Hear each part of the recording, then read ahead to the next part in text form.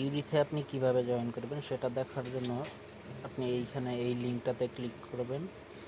লিঙ্কটাতে click করার পর যখন আপনাকে একটা নিউ ইন্টারফেসে নিয়ে যাবে, তখন আপনি স্টার্ট বাটনে ক্লিক করবেন। স্টার্ট বাটনে যাওয়ার পর আপনি আপাতত হলো ওনাদের যেই অ্যানাউন্সমেন্ট চ্যানেলটা আছে এইখানে জয়েন করবেন। জয়েন করার পর আমরা জয়েন করি,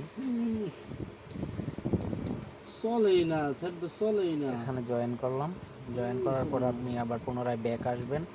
ব্যাক আসার পর এই চেক বাটন থেকে আপনি এটা চেক ইন করবেন।